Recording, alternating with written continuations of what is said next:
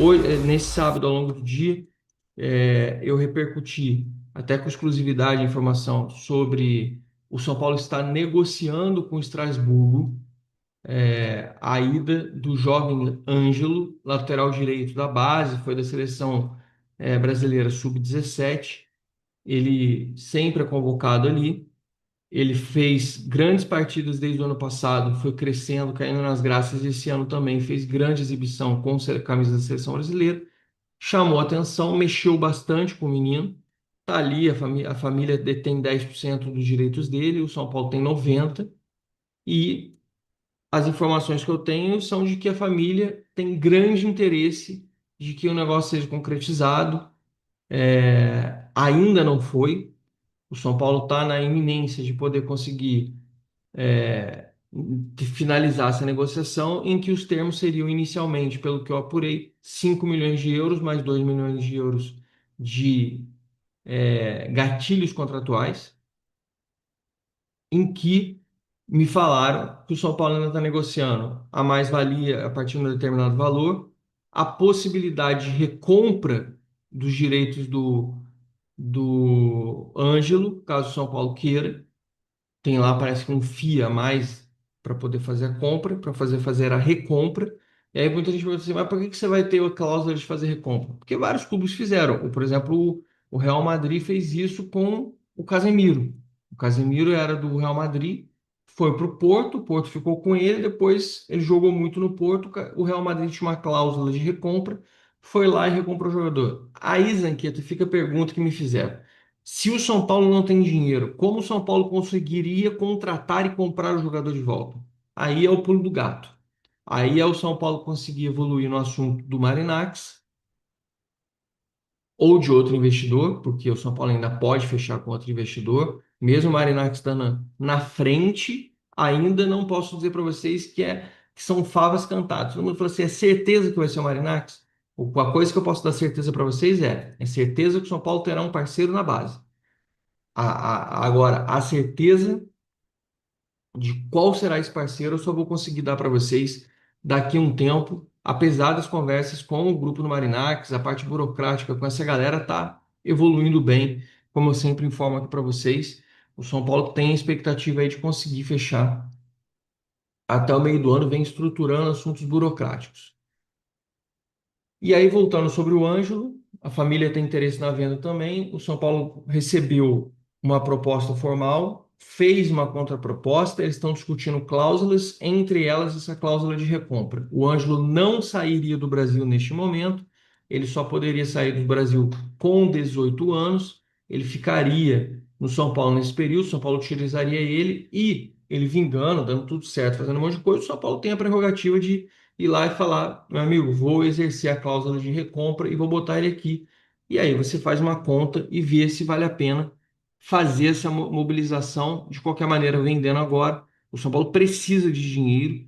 Segundo informações que eu tenho, tem muita gente contando, mas o ano só acaba em 31 de dezembro, o São Paulo precisa fechar as vendas, porque foi acordado isso com o mercado, com investidores, com o pessoal que toma conta do FDIC, de que o São Paulo tivesse que ter grana em caixa de vendas até dia 30 de agosto de 2025. E como eu disse para vocês, a janela deste ano promete.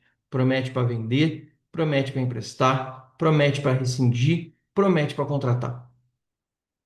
E a gente precisa contratar. E aí fica a pergunta, mas Anqueta, como contrataremos sem dinheiro? A primeira coisa é, já que você não vai achar a peça em Cotia, e eu acho que tem peças que poderiam ser mais utilizadas também, acho que muitas vezes a gente se coloca numa situação desconfortável, como o próprio Cubeiras e o Zubeldia, por teimosias,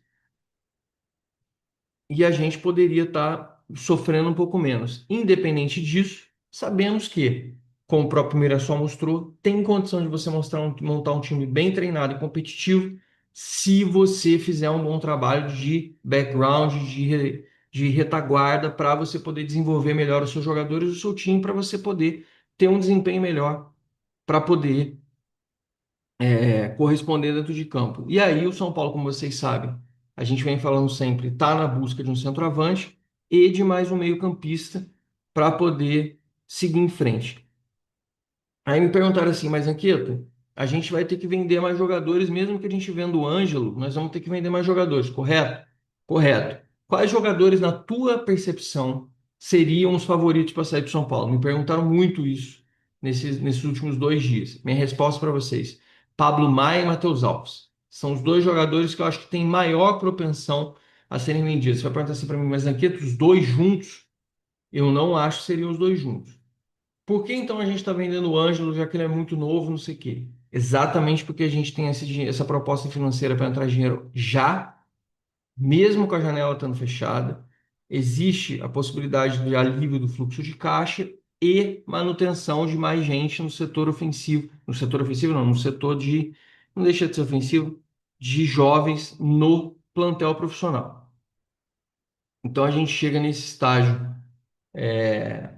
para fazer uma avaliação. Faltam agora 3 partidas para acabar esse martírio, esse sofrimento absurdo que foi esse primeiro semestre de 2025. Muito ruim, muito sofrido. O próprio Baby, presidente da Independente, gravou um stories do Morumbis e dessa vez rasgou o verbo, sentou lá o cacete de todo mundo, falou do Nelsinho, da diretoria do São Paulo de futebol, falou do Belmonte, falou da diretoria de futebol como um todo, reclamou de jogador, reclamou da folga, reclamou das férias que foram vazadas aí que os jogadores teriam, inclusive uma informação do blog do São Paulo, de que o São Paulo teria 10 dias de férias e só voltaria depois desse período de férias para executar uma nova preparação física e condicionamento e voltar para fazer jogos, treinos e amistosos, muito provavelmente jogos, treinos no CT e os amigáveis, né? Os amistosos, fazendo no Morumbis mesmo, e os jogos treino no CT da Barra Funda. E aí ele xingou, ele falou um monte de coisa, falou um monte de palavrão, mas ofendeu mesmo, xingou e pegou pesado com a diretoria, fez questionamentos grandes, fez críticas bem fortes. Que eu saiba, o Belmonte não está nem no Brasil, ele está viajando, inclusive. Ele está fora do país nesse momento. Então, fica aí para vocês também terem conhecimento da informação de que o próprio Belmonte não tá nem presente esses últimos dias. Ele está, se eu não me engano, aqui na Europa mesmo.